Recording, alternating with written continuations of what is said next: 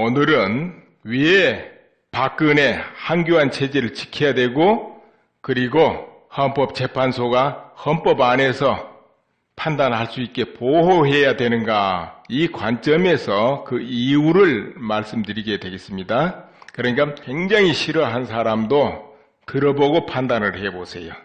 왜 그래야 되는가? 그 다음 내년에 대선 판도라든가 정치권의 움직임 결과는 어떻게 될 것인가? 남북관계는 또한 어떻게 될 것인가? 현재 국민 감정, 이 기류는 어떻게 변할 것인가? 여기에 대해서 여러분과 같이 다시 추측해보는 시간을 갖도록 하겠으며, 그리고 또 한 가지 시위 문화, 시위하는 방법 등등을 한번 살펴보기로 하겠습니다. 애국 시민 저항 운동을 어떻게 해야 모두가 행복하고 나라를 살릴 수 있을 것인가, 이 부분에 대해서 말씀을 드릴까 합니다. 먼저 박근혜 마음에 안 든다 이런 분도 있고, 박근혜는 죄가 없다 이런 분도 있고, 여러 가지가 있습니다. 우리는 그것을 조금 떠나가지고 현실적인 걸 한번 생각해 보기로 하겠습니다. 여러분, 박근혜를 싫어한다 그러신 분도 스스로 질문해 봅니다. 북한이 핵무장을 완료해버리면 남북관계가 완전히 뒤틀어지게 됩니다. 그런데 어때요? 북한 핵무장 완료하기를 바랍니까?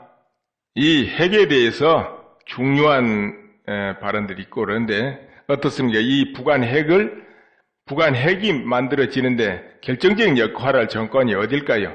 김대중 정권, 노무현 정권, 그 다음에 이명박 정권, 박근혜 정권, 어디로 생각합니까? 박근혜가 북한 개성공단을 폐쇄하고 북한에 돈이 들어가는 걸 막고, 그래서 북한에 화가 나서 핵을 개발한 것일까요? 이 핵은 그 옛날부터 그 어떤 경우라도 개발해 오고 있었습니다. 저 김정일 때 고난의 행군, 그때 200만이 굶어 죽었다는 그 고난의 행군 때도 북한의 핵 무장을 멈추지 않았고, 김대중 정권 때 그걸 구호하라고 그 뒤로도 많은 자금이 북한에 갔을 때도 그 자금이 그 굶어 죽는 사람한테 가지 않았다는 것은 세상이 다 아는 거지요. 김대중 대통령 이런 말씀이 지금도 회자되고 있습니다. 그럼 뭔가 하면은 2001년 이와 같이 말씀했다고 그러죠. 북은 핵을 개발한 적도 없고 개발할 능력도 없다. 대북 지원금이 핵 개발에 악용된다는 말은 터무니없는 유언비어다. 내가 책임지겠다. 이런 말씀. 그때도 자금이 올라가면 핵 개발을 하니까 안 된다 일각에서 많이 반대했죠. 이럴 때 이런 말씀 하셨죠. 자, 아무튼 이런 건 놔두고 여러분 개발하고 옹호한 정권과 그렇지 않은 정권은 분명히 다릅니다. 노무현 대통령도 또 많은 옹호 발언이 있어요. 일일이 찾아보면 많이 있습니다. 그러니까 이걸 옳다 그러다를 놔두고 다 그건 통치 행위니까 그걸 떠나서 여러분 개개인이 생각해보라 이거예요. 어찌됐든 북한 핵을 개발하는 걸 여러분 반대합니까? 찬성합니까? 그리고 지금 박근혜 대통령 탄핵을 마치고 하루 이틀도 안 됐죠. 그런데 이미 벌써 사드 배치 반대한다, 취소하겠다 이런 말 쏟아져 나오죠. 또 촛불 시위대 안에 등장하는 구호들이 뭡니까? 이석기 석방하라 뭐 등등 많이 나옵니다. 지금도. 앞으로 양보하면 뭐 나오겠습니까? 이제 개성공단 도로 터라 이런 거 안 나올까요? 북한의 원조회라도 나올 거예요. 그런데 그렇게 말하는 분들 단 한 번도 북한에 대해서 비난해 본 거 들어본 적 있습니까? 1, 2년 말고 한 10년, 15년 동안에 들어본 적 있습니까? 어디 뉴스에서 본 적 있습니까? 북한 핵실험해도 그거에 대해서 그러면 안 돼 하는 거 지나가는 말로도 하는 거 봤습니까? 그 순간에도 퍼줘야 된다 그러고 왜 그렇게 됐느냐는 이 정권이 모든 걸 막고 있기 때문에 그런다 이렇게는 말해도 어떻게 했습니까? 여러분 냉정하게 해가지고 판단해 보세요. 이러할 때 박근혜 지금 퇴진하라 이러면 거기서 멈출 것 같습니까? 한교안 체제 내놔라 지금 지금도 많이 나오잖아요. 그럼 거기서 멈추겠습니까? 헌법재판소 빨리 탄핵 인용 끝내라. 지금도 말 나오잖아요. 그럼 거기서 멈추겠습니까? 계속 무너뜨리고 가요. 사드 배치. 여러분 사드 배치 반대합니까? 찬성합니까? 북한 핵을 막기 위한. 그거 당장에 지금 스톱시킬 거예요. 여러분 개성공단 열기 바랍니까? 이러기 때문에 현 체제를 지키고 헌법재판소에서 정상적인 판단을 하게끔 보호한다는 거예요. 박근혜를 우상 신으로 받들어서 그런 거 아니에요. 이 정도 해놓고 어제 10일 보수대연합 이런 이름으로 청계천 광장 그리고 마로니에 대학로조 종로 일대 전체에서 시위가 있었습니다. 박근혜 대통령 탄핵한 것을 잘못됐다. 거부하는 시위. 그러나 여러분 언론에 제대로 못 봤을 거예요. 뭐 MBC에서 조금 나오고 별로 나온 데 없을 거예요. 언뜻 조금 보여주고 뭐 15,000명 왔다 하더라 뭐 이런 정도였죠. 주최 측에서는 3시에 오후 3시죠. 30만 그렇게 이야기했던 거 하고 경찰 쪽에서 추산 4만 몇 명 그렇게 말 나왔을 거예요. 나중에 경찰 추산 뭐 15만 또 주최 측은 100만 뭐 이렇게도 말 나오고 그러대요. 그런데 굉장히 많았다는 거. 강화문에서 열린 촛불 시대에 완전히 넘어서 버렸다는 것. 그건 분명합니다. 강화문 촛불 시대는 어제는 쪼그라들 대로 쪼그라졌어요. 내가 CCTV로 확인해 본 거 6시 10분 전이죠. 그때가 본대의 시작 전입니다. 거기 겨우 수천 명 앉아 있었어요. 그리고 8시 20분 행진해서 그렇다 이런데 강화문 동산 근방에는 완전히 텅 비어 있었어요. 그렇다면 저 앞쪽으로 가 있었던 것 같아요. 앞쪽으로. 그럼 그 인원은 뻔한 거지요. 이 보수대연합 시위는 또 다음 주 토요일 날 헌법재판소 앞에서 한다고 그러죠. 아무튼 점점 커질 것 같아요.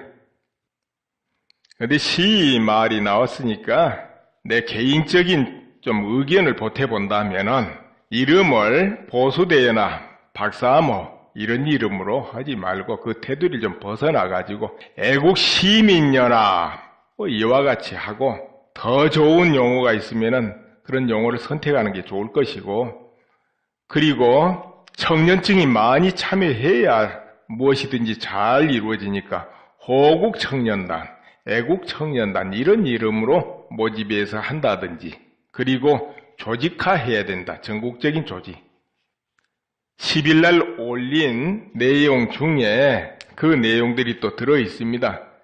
10일날 박근혜 한교안 헌법재판소를 보호하자.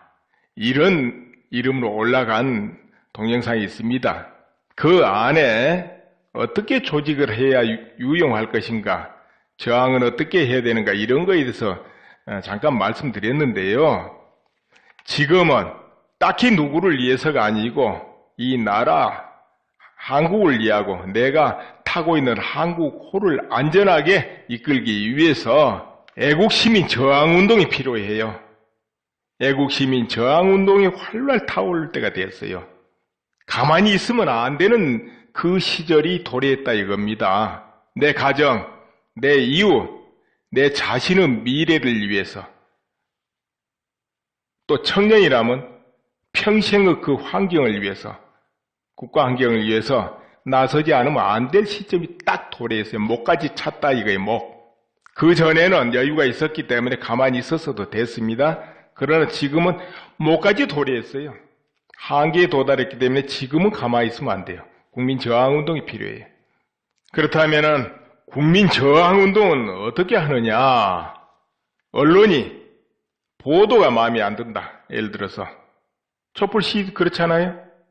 실제 실인은 가장 피크 때 2만 명 온다 해도 언론에서 150만 그럽니다. 그리고 화면 엄청나게 많은 거 잡아줍니다. 뭐 그 전에 걸 잡아줄 수도 있고 그렇게 해요. 어제 그 보수대 연합 이름으로 한 박근혜 탄핵을 반대하는 그 시위 보셨죠? 어디 잡아줍니까? 그리고 언뜻 보여주고 툭 떨어뜨려 버리죠. 얼마밖에 안 왔다 이런 식으로. 그러나 촛불 시위 얼마나 왔다 그랬습니까? 어제도 60만, 100만 아마 그렇게 했을걸요? 그리고 화면 보면 굉장히 많아 보일걸요? 그러나 CCTV는 또 전혀 아니에요, 그거. 그렇다면 그 화면은 어디서 온 거예요? 그러나 그 화면을 딱 보는 순간 어떻습니까? 기분에, 와, 어젯밤도 엄청나게 왔네. 국민 모두 그렇게 느낌이 딱 들어와요. 누구든지 그래요. 그리고 대번에 100만, 60만 그래 보세요. 어둡기 전에 환히 보일 때 수천 명 앉아 있다가도 어두워지기 시작하면 즉각 늘어요. 그렇게 10만, 20만, 30만 막 증가해요. 이 마술에 취하지 않을 사람은 없습니다. 보수대회나 해가지고 아무리 청계광장이고 종로를 가득 채워버려도 어제는 완전히 가득 채워버렸죠. 종로 전체를.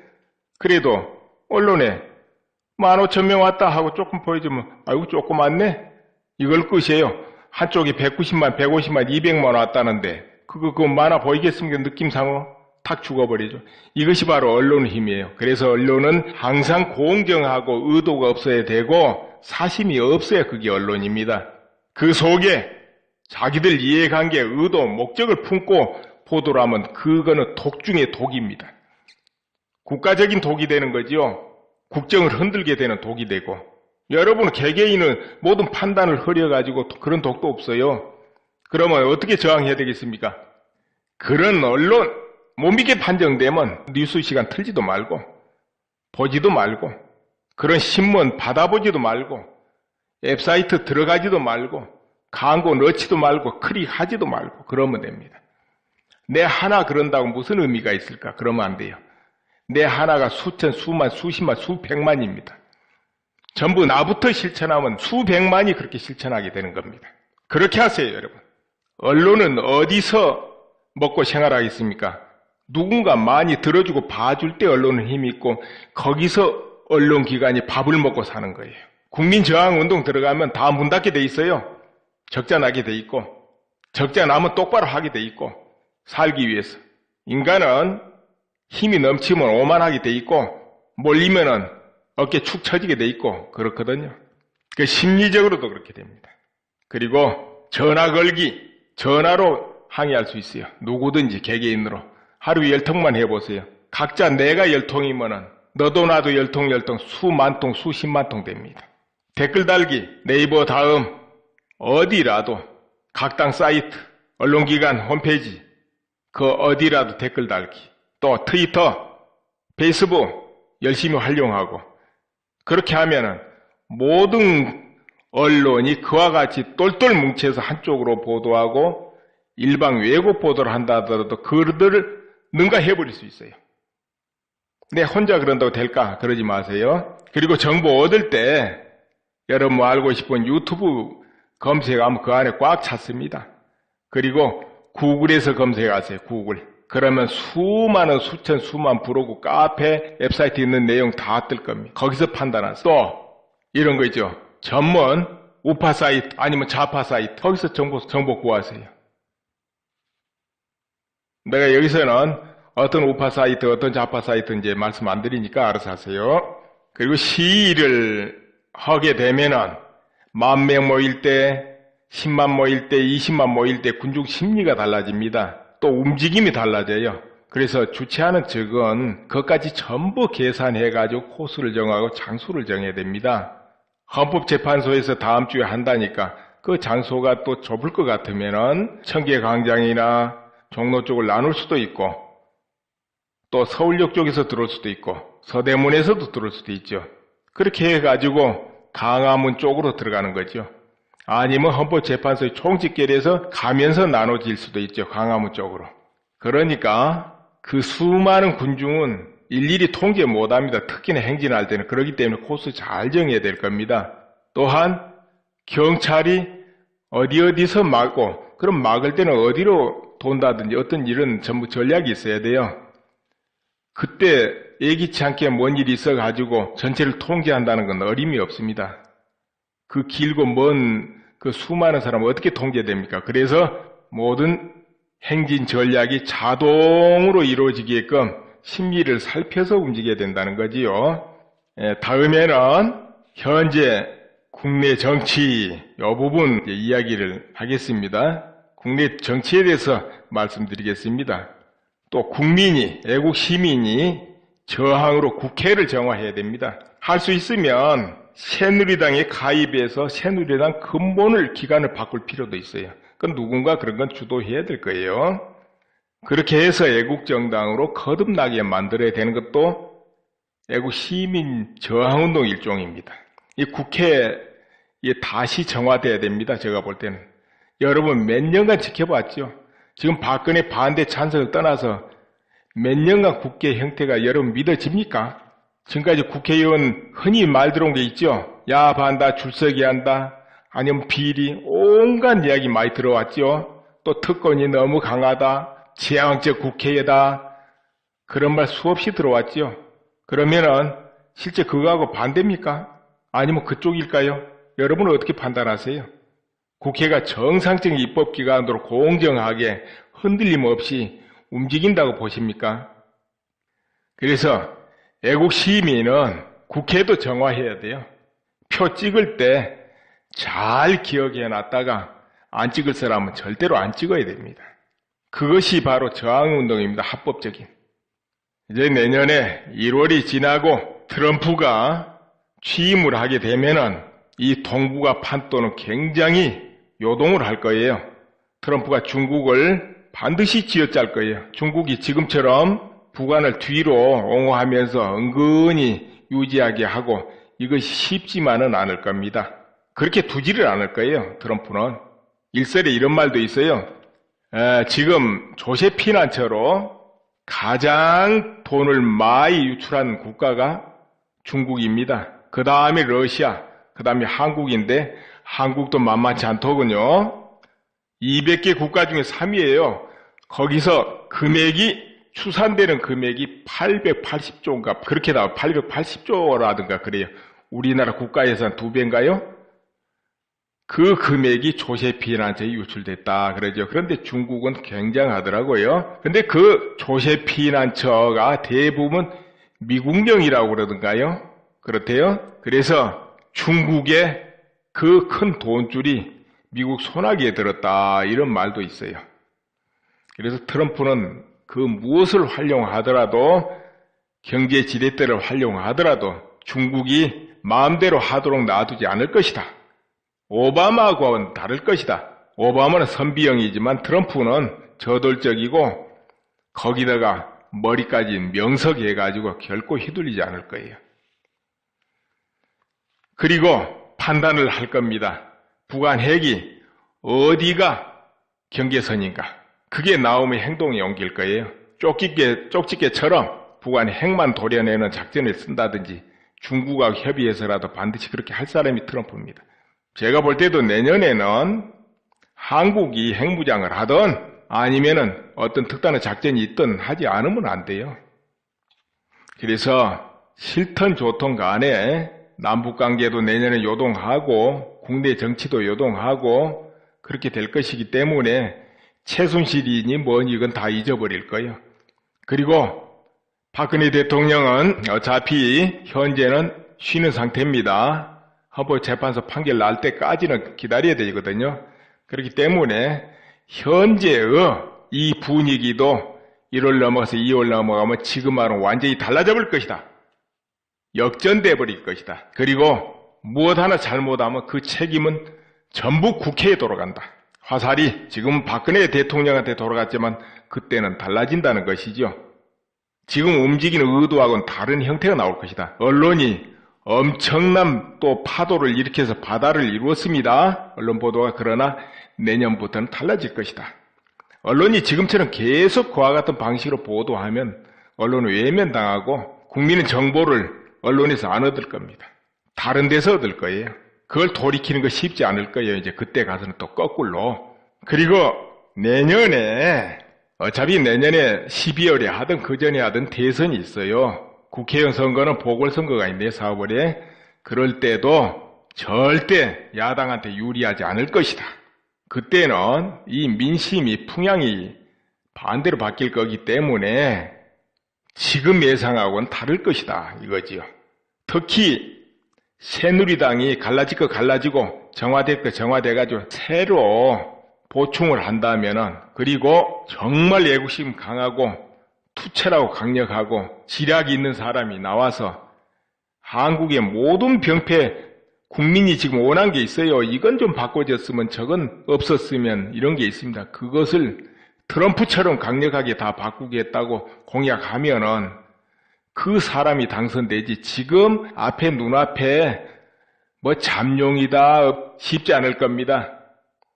그리고 여당 야당 지지를 떠나서 지금 남북관계가 앞으로 얽혀지기 때문에 한국의 정체성을 뭔가 무시하고 투간을 계속 추종하는 이런 세력이 정권을 잡으면 한국이 어떻게 되겠는가 여러분이 살펴봐야 돼요.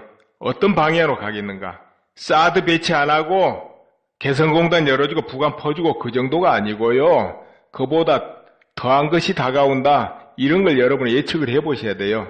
그전에 조심조심 했지만 앞으로 딱 잡으면 본격적으로 밀고 나가버릴 거예요. 뭐 한미연합사 해체, 작전권 해수. 이제 그렇게 되면 미군하고는 인연이 멀어지기 시작합니다. 그때는 즉각 개입을 안 해요. 할 수가 없어요, 미군이. 유사시에 개입하려면은 의회 승인을 받아야 되는 과정이 벌어집니다. 지금은 의회 승인 과정이 없어요. 즉각 개입돼요. 그러나 한미연합사 해체가 작전권 해수를 해버리게 될 때는 즉각 개입을 할 수가 없습니다. 미국 대통령이 명령을 내려도. 법이 그러니까요. 멀어지게 되죠. 거기다가 보안법 폐지한다. 아까 말했듯이 개성공단을 연다. 뭐 별거 다 진행시킨다 해보세요. 그리고 남북 화해한다. 평화를 해야 된다 하면서 평화협정을 요구한다. 그 과정까지 간다고 해보세요. 그러면 북한에서도 평화협정 요구하고 북한에는 그러다 보면은 핵무장 완료해버리고 그때는 어느 나라도 손을 쓸 수가 없어요. 미국도 손을 못 씁니다. 핵무장 완료한 국가는 손 못 떼요. 그렇게 되면 미군도 손 떼야 되겠죠. 그렇게 되면 국내 경제 어떻게 될 것 같습니까? 외국 투자가들이 그래도 투자할 것 같습니까? 다 떠납니다. 다 떠나. 경제 다 무너집니다. 경제 무너지면 여러분 가정은 안녕할 것 같습니까?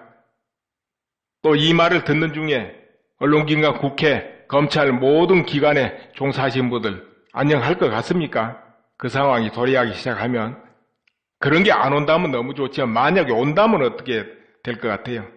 거기다가 남북 연방제 한다 하고 본격적으로 추진해 보세요. 그럼 거기에 또 반대해서 수많은 사람 들고 일어나겠죠? 그러나 또 무력으로 눌러버렸다.